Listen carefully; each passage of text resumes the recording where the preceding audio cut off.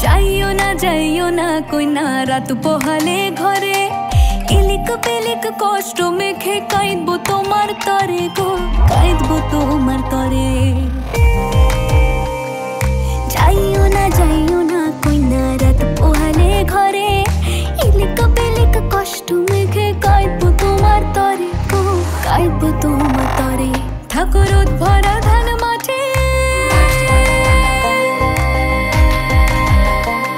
ঠাকুরুদ ভরা ধান মাঠে শীতল পাটির আরাম দেব আলপনা চৌকাঠে দেব আলপনা চৌকাঠে চন্দন কাঠের দেব পীরে শালি ধানের দেব চিরে সাজবাতির দেব আলো কইনা যেও না তুমি ফিরে সুখ পাখির দেব বাসা হাত পাখার হাওয়া ধীরে কাঙাল তা দেব পায়ে কইনা যেও না তুমি ফিরে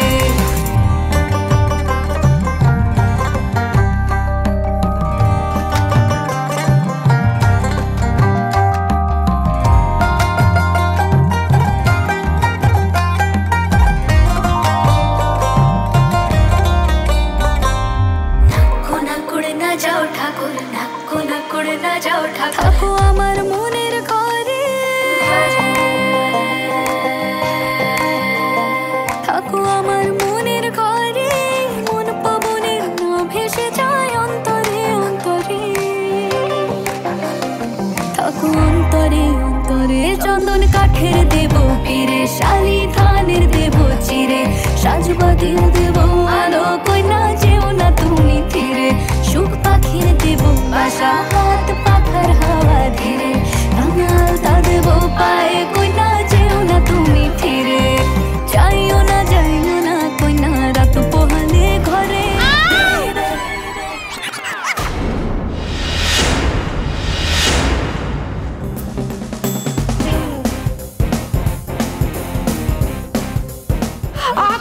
কি হলো এই লাগলো নাকি পড়ে গেল কি করে পাটা ভেঙে গেল বলে দেখুন হুলু বাবু পতন একে বলে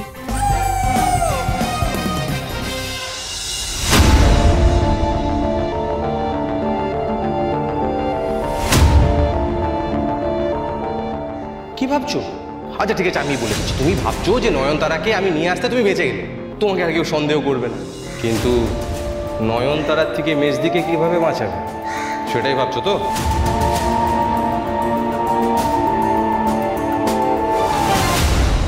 কি এত চিন্তা করছিস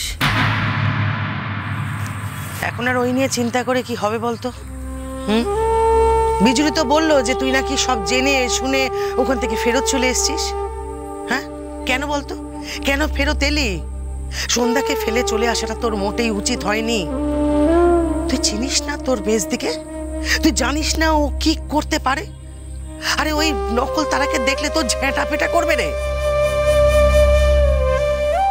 সেটা করতেই পারে মেজদির যা রাগ দেখলাম ও ঝাঁটা পেটার থেকে আরো অনেক বেশি কিছু করতে পারে মা তবে ভাব না ওই মেয়েটার যদি কিছু হয় তাহলে কি হবে আর তুই তো বললি যে ওই নয়নতারা যদি কোনো সমস্যা হয় ও নাকি সব কিছু ফাঁস করে দেবে হ্যাঁ ও তো জানে যে আসল তারা তুই যে সত্যিটা লুকানোর জন্য তুই এতদিন এত কিছু বললি আর সেই সত্যিটাই কলকাতার মেয়ে এসে সব কিছু বলে দেবে তাহলে কি হবে একবার ভেবে দেখেছিস তুই আর সন্ধ্যাটা সব সত্যি জানতে পারলে যে ভীষণ কষ্ট পাবে দেখো আমাকে যদি কেউ কখনো কোনো ক্রাইসিসে না ফেলে তাহলে আমিও কোনো বেফাস কথা বলবো না কিন্তু কেউ যদি আমাকে ক্রাইসিসে ফেলে আমাকে ঘাটায় তাহলে বুঝতে পারছো তো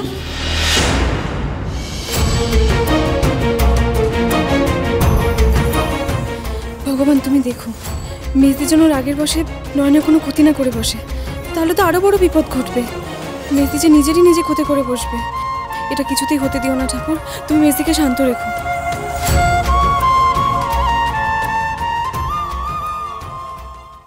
আহারে না জানি মেয়েটা কত কষ্ট পাচ্ছে মা আমি তারাকে ঘরে নিয়ে যাচ্ছি ওকে ফার্স্ট এড দিতে হবে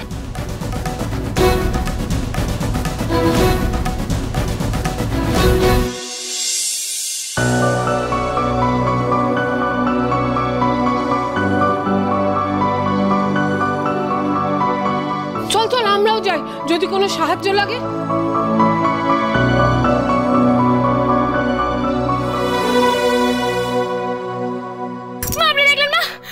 আপনার ছেলে কিভাবে শাওরা গাছের পেটি থেকে কোলে করে তুলে নিয়ে ঘরে চলে গেল। ইচ্ছে করছে চিমটি কেটে কোল থেকে নামিয়ে দিই। তো এই যে ও কোলে তুলে নিয়ে গেল, এর জন্য দায়ীটাকে তুমি তো? কেন ওই কাণ্ডখানা করতে গেলে বলো তো? বেশ করেছি মা, এখন তো শুধু পায়ে মুচ খেয়েছে, এর পরের বার না আমি একবারে পা ভেঙে দ করে দেবো, আমার বরের কোলে চাপা একবারে বেরিয়ে যাবে। না না, একদম ওরকম কিছু করবে না। শোনো, এইসব করা মানে তো নীলকে আরো ওর দিকে ঠেলে দেওয়া, তাই না? এই দেখো, এখন তো শুধু কোলে তুলে নিয়ে গেছে, এরপরে ওর সেবা শুরু করবে। তা সেবা শুরু করতে গিয়ে ও যদি ওই ঘরেই থাকে তাহলে? এরকম অলক্ষণের কথা বলবেন না মা। আরে বৌমা, দাঁড়াও দাঁড়াও, এ আবার কি উপদ্রব শুরু হলো দিদি? জানি না। তুই যাই বল, আমি আবারও বলবো, সন্ধ্যাকে ফেলে চলে আসাটা তার মোটেই উচিত হয়নি। আমার কোনো উপায় ছিল না মা। পূর্বালে ওই ব্যাপারটা মেয়েদের সামনে চলে আসার পর আমি ওখানে কি করে থাকতাম? তোমাকে বড়দি বলেনি?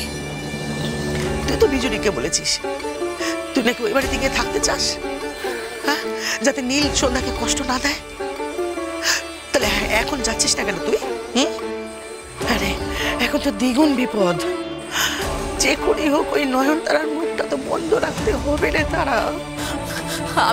আমি মেসদিকে মিথ্যে কথা বলার পর ও আমার প্রচন্ড রেগে আছে। ওকে আমাকে ওই বাড়িতে আর ঢুকতে দেবে তুমি বলো?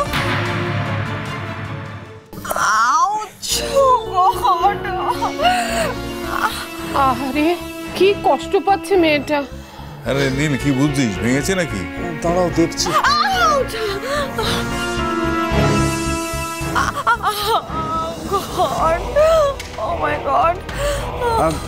না ভাঙেনি, শুধু একটু মুচকেছে। বাবা, কিন্তু পা মচকানোর যা কষ্ট তোকে আমি কি বলবো। আমার একবার মচকে ছিল, সে যে কি ব্যথা। হ্যাঁ সত্যি তো, মচকালো। আমাদের বাড়িতে এসে প্রথম দিনেই এই অবস্থা হলো। অবস্থা হলো মানেটা কি? অবস্থা তো করা হলো, সন্ধ্যার পেছনে লেগে লেগে অবস্থা করলো। কারেক্ট, 100% কারেক্ট কথা বলেছেন উনি। ওই ক্রেজি সন্ধ্যাই দায়ী আমার পায়ের অবস্থার জন্য। তা নয় তো কি? দাঁড়াও, আর অতটা এক্সাইটেড হও না, আরো লেগে যাবে। কি বলছো আকাশ? তুমি এক্সাইটেড হবো না? ওই সন্ধ্যা ইচ্ছে করে মাটিতে বরফ ফেলে দিল যাতে তুমি পিছলে পড়ে যাই, যাতে তোমার পা মচকে যায়। আমি এক্সাইটেড হবো না? একটু লাগিয়ে দিই দেখি। তা নয় তো কি, আমি তো নিজের চোখে দেখেছি। ওই সন্ধ্যাটাই তো টুকটুক করে বরফ ফেলছিল তোমার পায়ের নিচে। How dare she! ওর এত বড় সাহস কি করে হয়? এই রে, আরো খেপে গেল তো। ও জানে না ও কার সঙ্গে এটা করেছে। আমি রিভেঞ্জ চাই, আমি ওর শাস্তি চাই। আমি আমার ড্যাডিকে এক্ষুনি ফোন করবো, আমি পুলিশ ডাকবো, আমি ওকে শাস্তি দেবো। আরে না না না না না, তার কোনো দরকার নেই। Why not? ফোনটা দাও আমাকে, আমি ড্যাডিকে ফোন করবো। কেন রে নীল? ও ফোনটা করতে চাইছে, ওর বাবাকে করতে দে না। তোমাদের কোনো কাজ নেই? তোমরা কি করছো আমার ঘরে? আরে ওর পায়ে লেগেছে বলি তো আমরা এসেছি নাকি? আরে তোমরা এখানে থাকলে কি ওর পায়ের ব্যথা কমে যাবে নাকি? ট্রিটমেন্টটা দরকার আছে। আমি এখানে আছি, আমি ঠিক দেখে নেবো। যাও তোমরা সব নিজের ঘরে যাও। আকাশ, আমার কথাটা তো শোন। আরে পরে শুনবো, আপাতত তোমরা সবাই নিজের ঘরে যাও। যাও।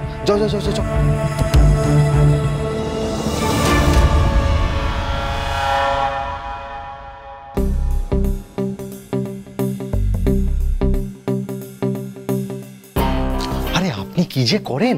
আপনার পা শুধু মুচকেছে, 2 দিনে ঠিক হয়ে যাবে। এর মধ্যে আপনার বাবাকে ইনভলভ করার কি দরকার আছে? হ্যাঁ, আপনার বাবা যদি এসে আপনাকে এখান থেকে নিয়ে চলে যায় তাহলে কি হবে? নিয়ে গেলে যাক, আমি আর এই বাড়িতে থাকতে চাই না।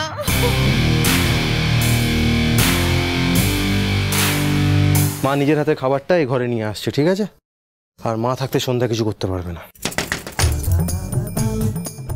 দরজা নক করে মা গেল কোথায়? ও মা!